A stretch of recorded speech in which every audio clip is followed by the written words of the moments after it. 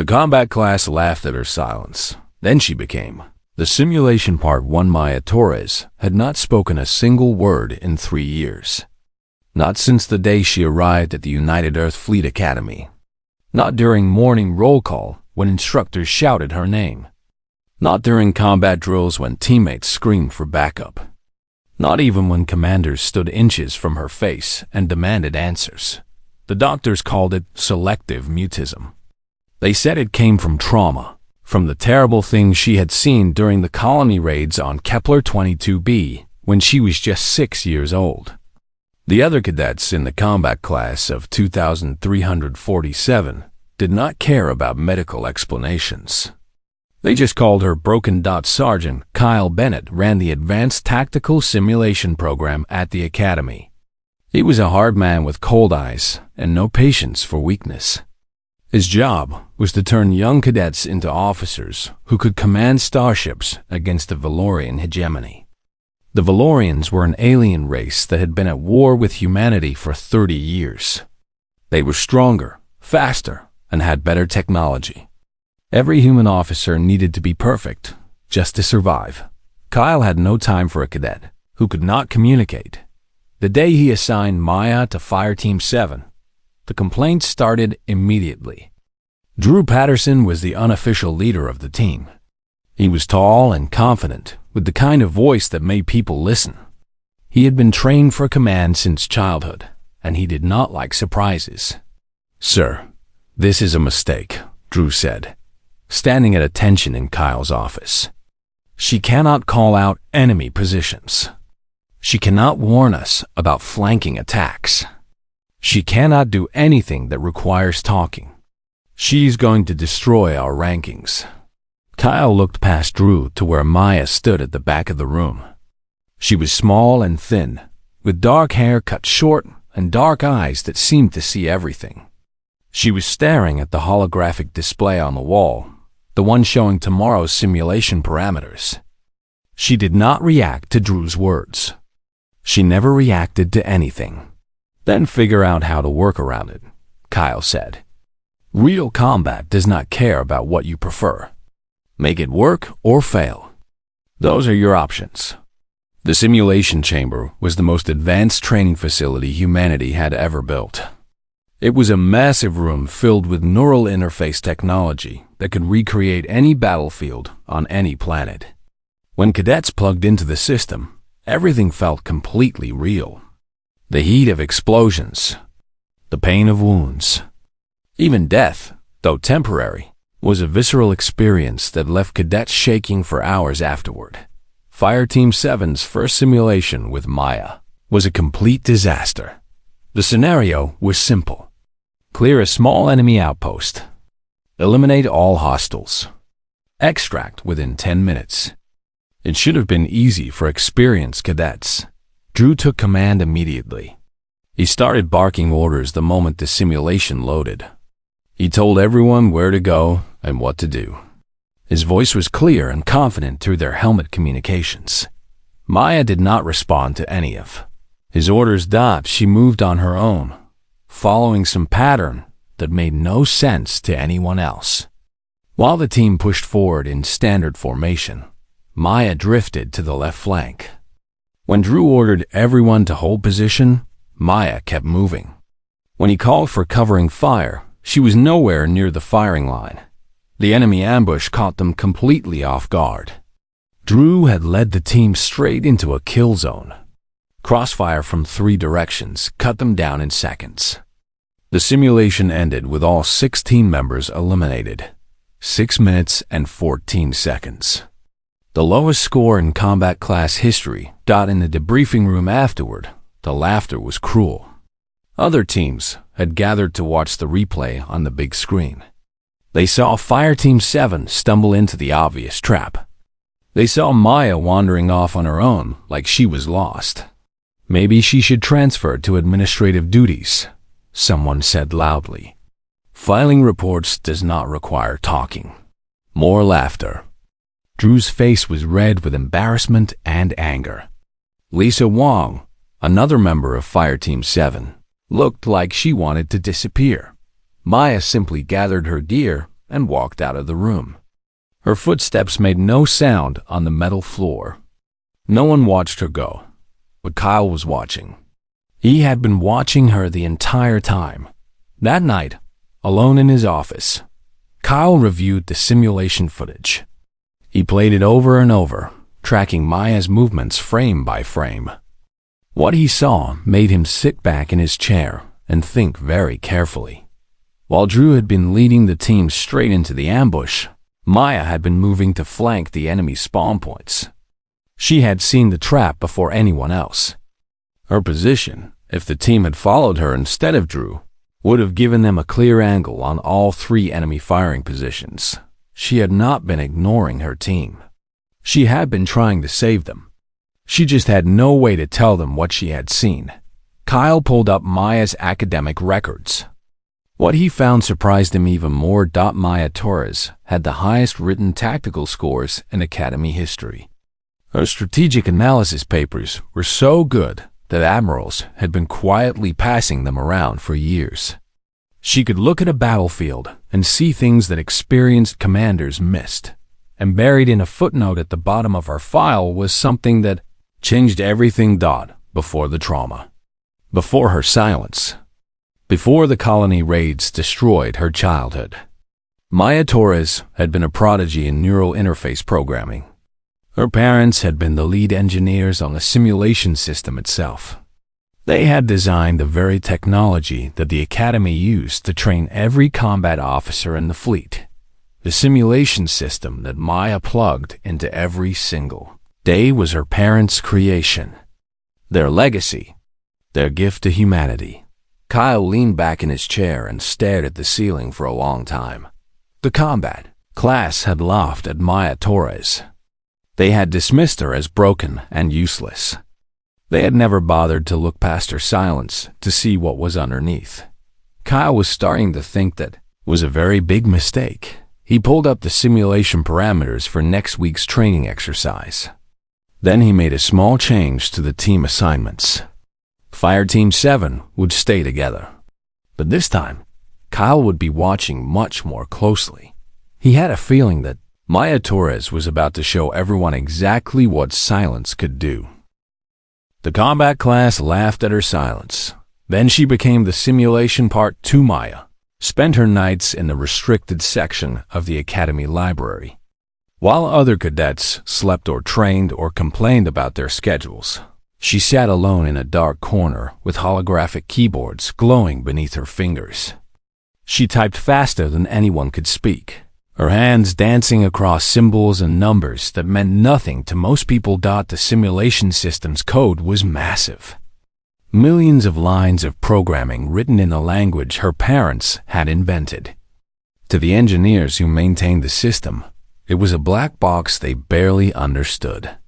To Maya, it was a letter from home. She found the back door on a Tuesday night. It was hidden in a small subroutine deep within the environmental rendering code. Her father had labeled it with her childhood nickname, the one only her parents had ever used. The back door was not a weakness or a flaw. It was a gift. A way for Maya to speak when words failed her. She spent the next 3 nights learning what she could do with it. She could not change enemy positions or give her team better weapons. That would be cheating, and the system had safeguards against such obvious manipulation. But she could do something else. Something the programmers had never imagined.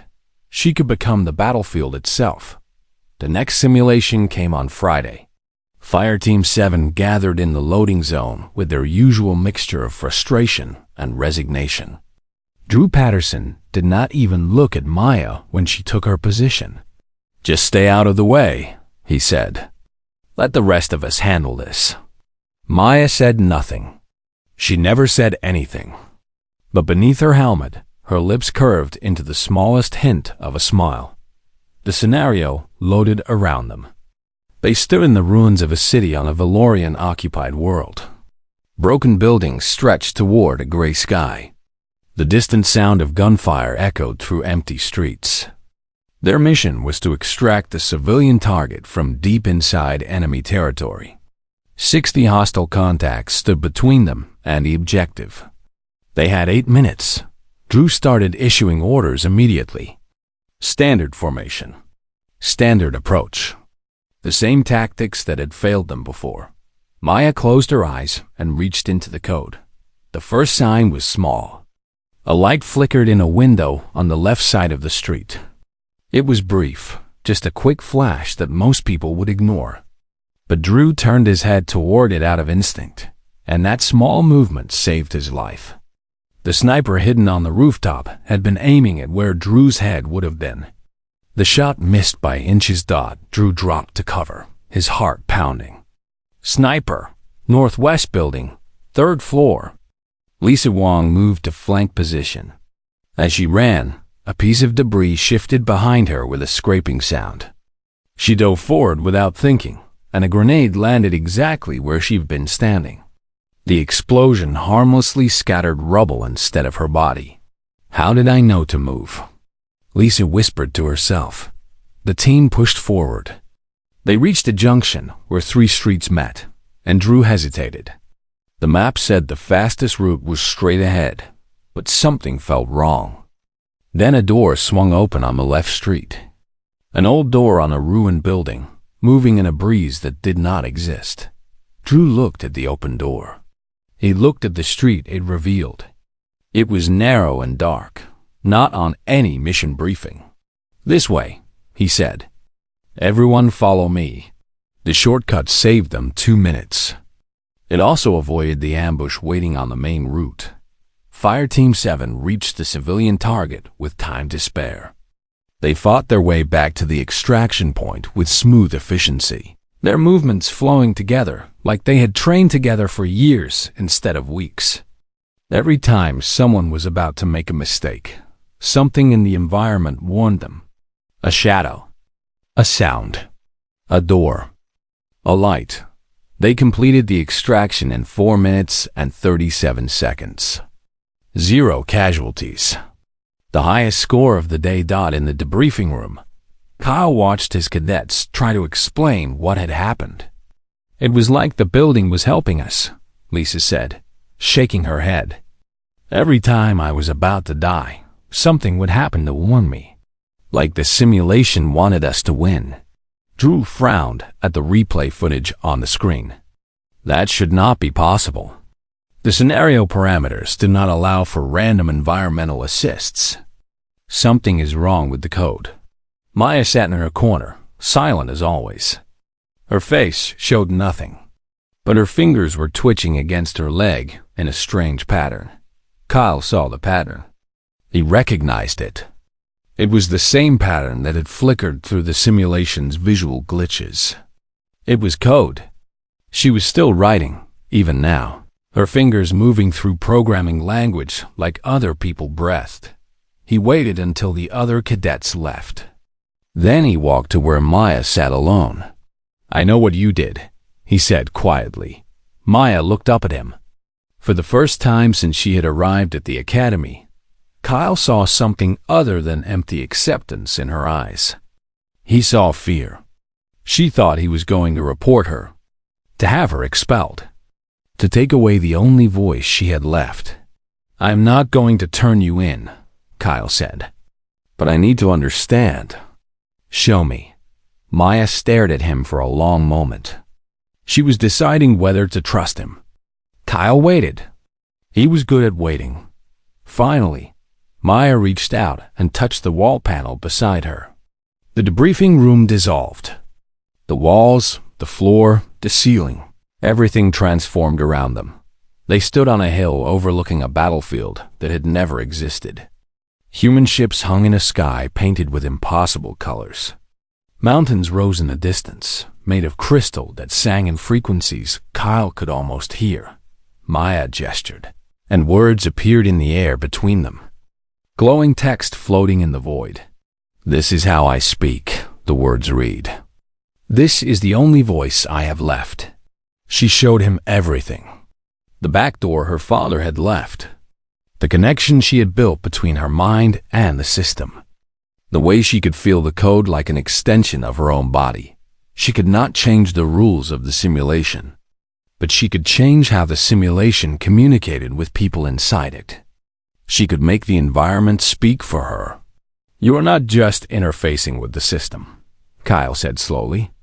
"You are thinking through it." New text appeared. "My parents built it to teach. I can make it teach better. But no one would listen to a girl who cannot talk.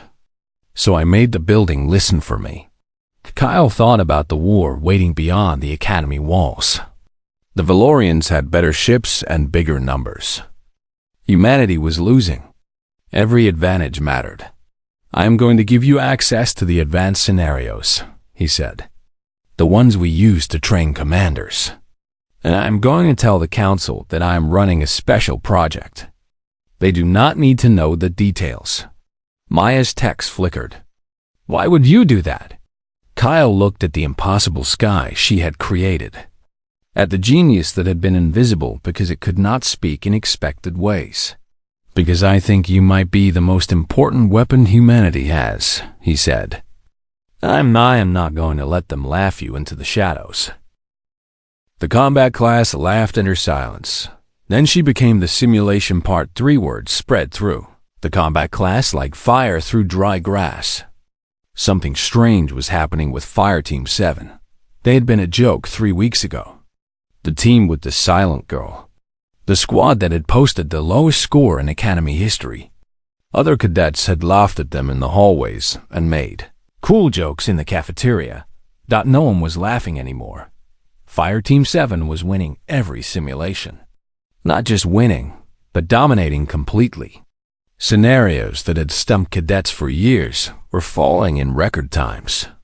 Missions that were designed to force difficult choices became smooth victories. Enemy ambush that should have been deadly became opportunities for counterattack.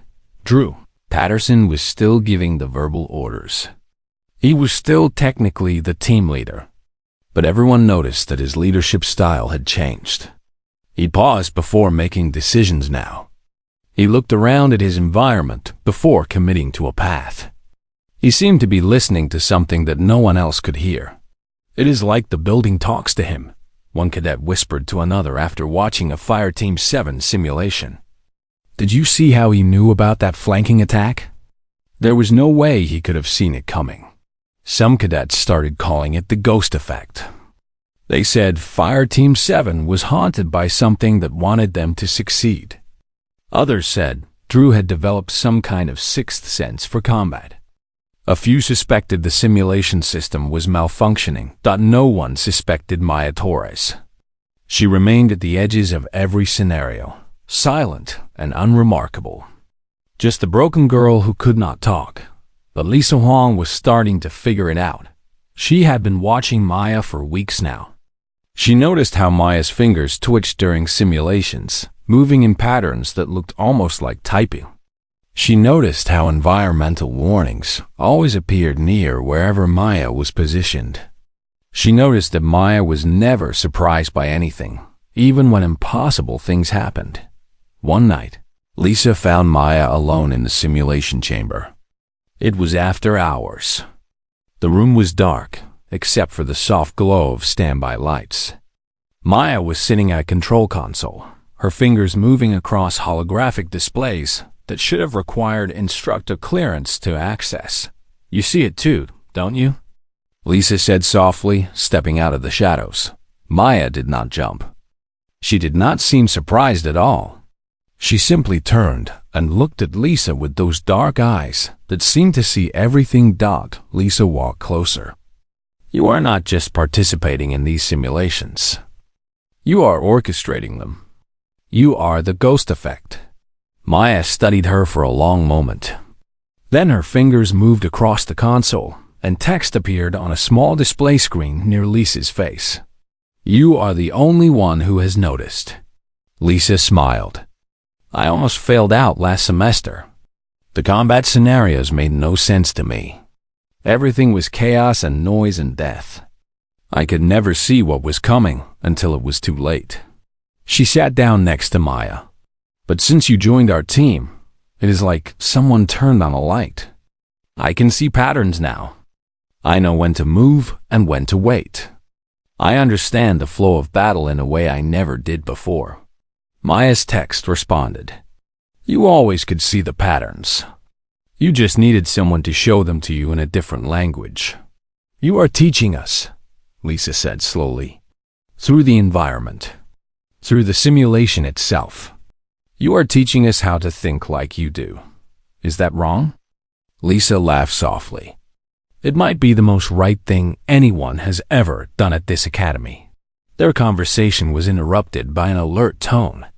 Sergeant Kyle Bennett was calling an emergency assembly.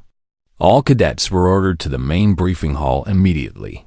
When the combat class gathered, they found Kyle standing beside a massive holographic display. The display showed real footage from the war front. Human ships burning in the darkness of space. Colonies under bombardment. Soldiers fighting and dying against an enemy they could not defeat. The Valorian assault on Haven Colony has entered its third week, Kyle announced. His voice was heavy with exhaustion and grief. The Fifth Fleet has been pushed back to the orbital defense station. Command has suffered heavy casualties. The war is not going well. The room was completely silent. Every cadet understood what those words meant. Because of the situation at the front, Command has requested that the Academy accelerate the graduation timeline. In 6 weeks, you will no longer be cadets. You will be commissioned officers in the United Earth Fleet. You will ship out to combat assignments within days of graduation. Someone in the back of the room made a small sound of fear. It was quickly silenced, but everyone felt it. They were not ready. No one was ever ready for real war. Before you graduate, there is one final test, Kyle continued. The Admiral's Gauntlet. It is a scenario designed to have no winning solution. No team has ever completed it successfully. The purpose is not victory. The purpose is to see how you fail, to identify your weaknesses before real combat exposes them. Drew raised his hand. If the gauntlet cannot be won, what is the point of running it? The point is that war is full of unwinnable situations. The question is not whether you can avoid defeat. The question is whether you can find something worth saving when defeat is certain. Kyle's eyes found Maya in the crowd. She was standing in her usual spot at the back, invisible to everyone who was not looking for her. The gauntlet runs next week. I suggest you prepare. That night, Maya used her access to examine the gauntlet's parameters. What she found made her hands shake and her heart pound against her ribs. The scenario was not random. It was a detailed recreation of the colony raids on Kepler-22b, the massacre that had killed her parents, the day that had stolen her voice. Someone had turned her worst nightmare into the Academy's impossible test. Maya could have walked away. She could have requested a medical exemption. No one would have blamed a silent girl for refusing to relive her trauma in front of an audience. Instead, she began to write code. For 5 days, Maya did not sleep more than 2 hours at a time. She mapped every line of the Gauntlet's programming. She studied every enemy pattern and every civilian position. She memorized every possible outcome. The scenario had been designed by a committee of tactical instructors. Each one had added layers of impossible complications. They had created something that no team could beat using conventional methods, but they had never imagined someone fighting from inside the system itself. On the morning of the Gauntlet, Maya walked into the simulation chamber and did something she had never done before in her entire time at the Academy. She walked past Drew, Patterson, and sat down in the commander's chair. Everyone stared at her in shocked silence. The commander's chair was for giving orders, for speaking, for leading with your voice. Drew stepped forward, confusion all over his face. Torres, what are you doing? You cannot command. You cannot even talk. Maya's hands moved across the haptic interface in front of her. Every screen in the entire simulation chamber lit up at once. Text appeared on all of them simultaneously. I can now. The combat class laughed at her silence. Then she became the simulation part 5. 3 years had passed since the gauntlet. The war was over. Humanity had won. The official history archives told a careful story about how it happened. They mentioned strategic breakthroughs and technological advances.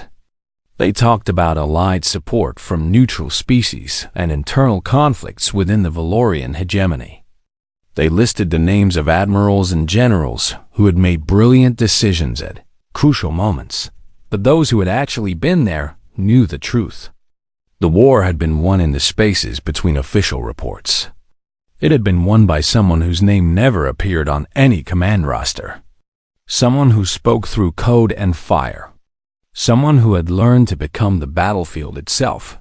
Maya Torres had started small. After the gauntlet, Kyle Bennett had arranged for her to work with the fleet's training division. She transformed how humanity prepared its officers for combat. Cadets no longer just fought against simulations. They learned to read battlefields the way Maya did. They learned to see patterns in chaos and communicate through any medium available. The Ghost Effect became official military doctrine. Every training facility in the fleet adopted Maya's methods. Survival rates for new officers improved by 40% within the first year. But Maya had not stopped there.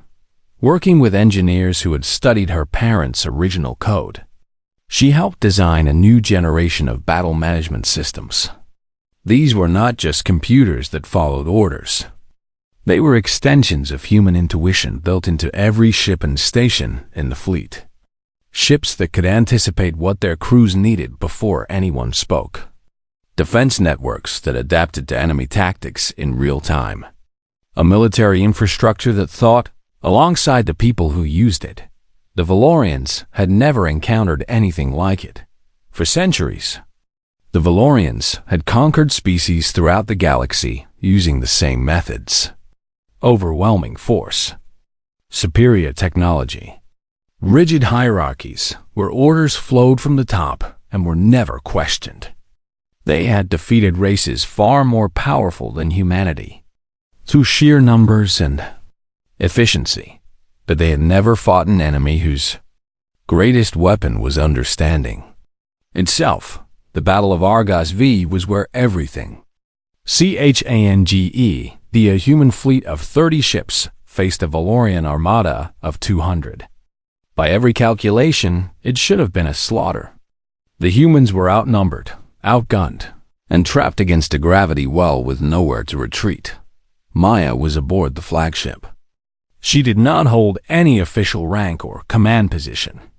The fleet had created a new role just for her. They called it the conductor. She sat at the center of a web of neural interfaces. She was connected not just to her own ship, but to every ship in the entire formation. Through the battle management system she had helped design, she could feel the fleet as if it were her own body. She could see through every sensor. She could think through every tactical computer. She could reach into the space between ships and the space. Between moments, the Valorians attacked with their usual confidence. Their formations were perfect. Their firepower was devastating. They expected the human fleet to break and scatter like every other enemy they had ever faced. Instead, they found themselves fighting something that should not have existed. The human fleet moved with one mind. Ships that should have collided danced around each other with perfect grace. Weapons fire that should have torn through hulls found only empty space where targets had been a heartbeat before. Formations shifted like water, always flowing away from danger and toward opportunity. Maya had become the simulation. And now she had brought the simulation to war. The 30 human ships destroyed 87 Valorian vessels before the Armada retreated. It was the first time in recorded history that a Valorian fleet had ever fled from a smaller enemy. The news spread across the galaxy within hours. Something had changed. Humanity was no longer prey. The war ended 18 months later. The Valorians sued for peace after a series of defeats that shattered their belief in their own superiority. They had spent centuries thinking of themselves as the masters of galactic warfare. They could not understand how a species they had dismissed as primitive had suddenly become unstoppable. They never learned about Maya Torres. Her name remained classified at the highest levels of human security. To the Valorians, she was just a ghost story, a myth, the silent presence that had somehow turned their strength into weakness. On the day the peace treaty was signed, Maya stood on the observation deck of Unity Station. Through the massive windows, she watched the Valorian delegation's ship depart. It moved slowly, almost carefully, as if afraid of what might be watching. Lisa Wang stood beside her. Lisa was a captain now, commanding her own ship. She had become one of Maya's closest friends, one of the few people who had known the truth from the beginning. "You know they tell stories about you," Lisa said. "The Valorians. They have legends about the ghost of Argos, the silent human who speaks through machines, who can be everywhere and nowhere at once. Their children are afraid of you." Maya's communicator translated her text into speech. Her voice was still synthesized, still mechanical, but there was warmth in the words she chose. "I am not a ghost. I am just someone who found a different way to talk." "You changed everything," Lisa said quietly. "Not just a war. The way we think about communication, about disability, about what it means to have a voice." Maya was silent for a long moment. When her words came, they were slower than usual. She was thinking carefully about what she wanted to say. "When I was a child, I lost my voice. For years, I thought that meant I had nothing to say. I thought I was broken. I thought I would always be the girl people laughed at, the silent cadet who could not give orders." She turned to face Lisa directly. "But I was never broken. I just needed to find the right language. And it turned out that my language was one the whole galaxy could learn." A message alert chimed softly. Kyle Bennett, now an admiral himself, was requesting a conference call. "There is talk of establishing a new academy," Lisa said. "One specifically designed for people who communicate differently. Command wants you to help design it." Maya's text appeared on the screen between them. "I have some ideas." She had many ideas. She had always had ideas. The difference was that now, finally, the universe had learned to listen. As she walked toward the conference room to take the call, Maya passed a group of young cadets in the corridor. They were new arrivals, fresh from Earth, still nervous about everything. One of them was a boy with hearing aids and hesitant eyes. He was standing slightly apart from the others, watching Maya with something like wonder. She paused. She knelt down to his level. She held up her communicator so he could see the screen. "They might laugh at you at first," the text read. "Let them. Then show them what you can do." The boy's face broke into a wide grin. He raised his hands and signed something quick and bright. Maya did not know sign language. She had never learned, but she knew code.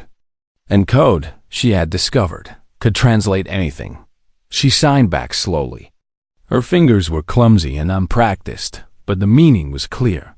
"Welcome to the future. Your voice matters here." Then she stood and continued on her way. Her footsteps were silent on the metal floor, just as they had always been. But it was a different kind of silence now. Not the silence of someone who had nothing to say. Not the silence of someone who had been broken. It was the silence of someone who had learned that speaking was never about sound. It was about finding the language that let you be understood. Maya Torres had found hers. And in doing so, she had given humanity a voice that echoed across the stars. The combat class had laughed at her. Silence. They would never laugh again. The end. The combat class laughed at her silence. Then she became the simulation Part 4 for Iridium 7 stood. In the loading zone of the simulation chamber, weapons materialized in their hands. The weight of armor settled onto their shoulders. Neural feedback made everything feel completely real. Their hearts were beating. Their hands were sweating. Fear crawled up their spines like cold fingers. Around them, the colony of New Damascus rendered into existence. Buildings rose from nothing. Streets appeared beneath their feet. The distant sound of Valorian ships descending from orbit filled the air with thunder and dread. Maya's voice came through their helmet communicators. It was not her real voice. She still could not speak with her mouth, but she had connected a text-to-speech program to the team's communication channel. For the first time ever, Maya Torres had a voice that everyone could hear. This scenario is based on the Kepler-2b massacre, her synthesized voice said. It was flat and mechanical, but the words carried weight that made everyone listen. I was there when it happened. I was 6 years old. I watched my parents die. Today, we are going to change how this story ends. Drew Patterson's protest died in his throat. He had been about to demand that Maya give up the commander's chair. Now he stood frozen, staring at the burning sky above them. Lisa Hong looked at Maya through the visual feed from her helmet camera.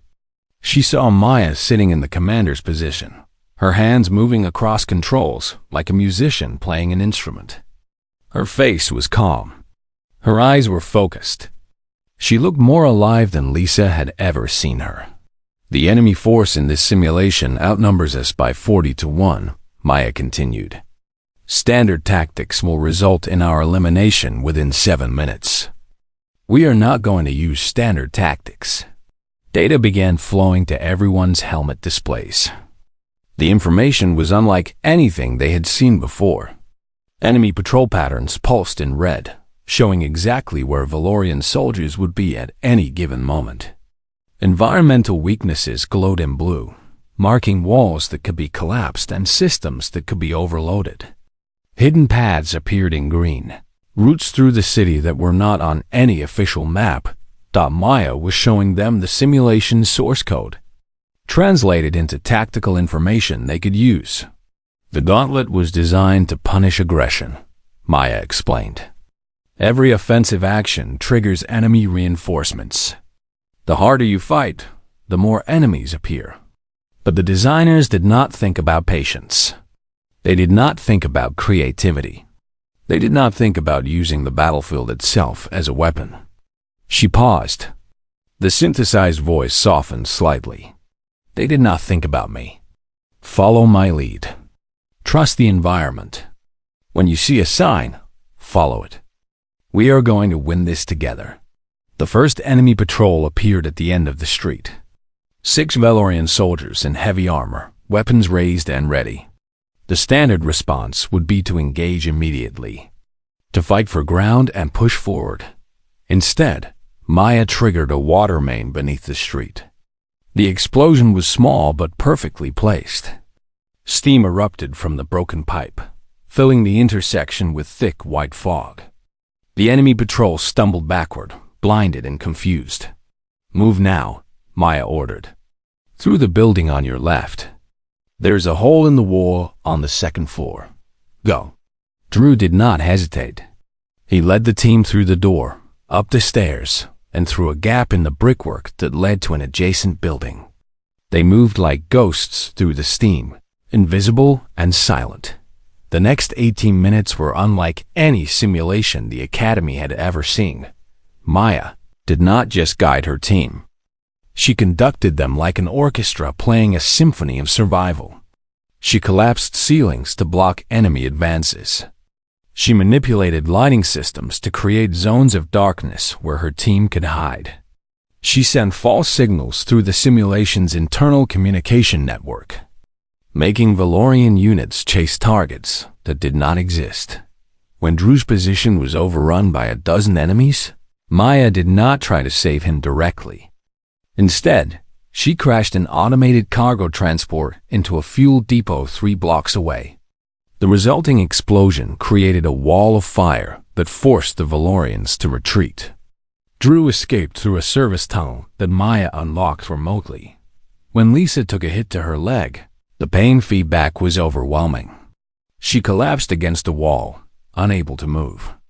Maya adjusted the simulation's sensory output for Lisa's neural interface, reducing the pain signal enough for her to keep moving while still maintaining the scenario's core integrity. "How are you doing this?" Lisa gasped as she limped toward the next checkpoint. "You are controlling everything." "Not controlling," Maya's voice responded. "Communicating. The simulation is my language. I am just having a conversation with it." One by one, Fireteam 7 achieved objectives that should have been impossible. They reached the civilian evacuation point. They secured the refugee groups that the scenario had scattered throughout the city. They held defensive positions against wave after wave of enemies that should have crushed them. 2 minutes remained on the clock. The extraction shuttle was landing. Victory was within reach. And then Maya did something that no one expected. She disconnected from the command interface. She loaded herself into the simulation as an active participant.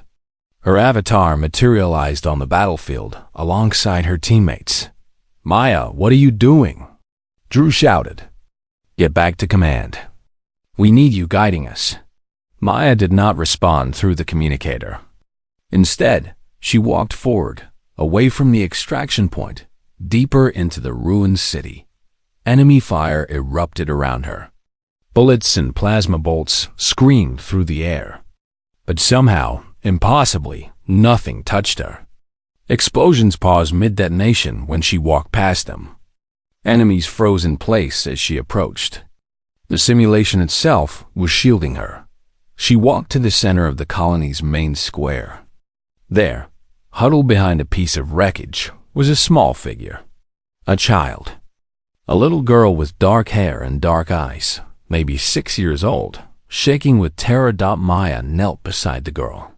She recognized her instantly. The simulation had included a recreation of her own childhood self. She could not speak. Even the text-to-speech was gone now. She was just Maya, silent and alone with the ghost of who she used to be. But she reached out and took the little girl's hand. She held it gently.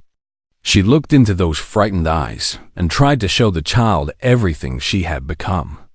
Everything the silence had not destroyed. The simulation froze. Time stopped. The clock halted with 47 seconds remaining. Then, impossibly, the scenario registered as complete. Victory. The first time in Academy history that anyone had beaten the Admiral's gauntlet. In the observation deck above the chamber, Kyle Bennett and a dozen senior instructors stared at their monitoring screens in complete disbelief. "She did not just win the scenario," one instructor whispered. "She rewrote its victory conditions. She changed what winning meant." The chamber lights came up.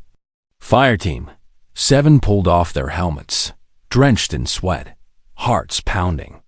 They looked at Maya, who sat in the commander's chair with tears streaming down her face. Drew walked toward her slowly. "How long?" he asked.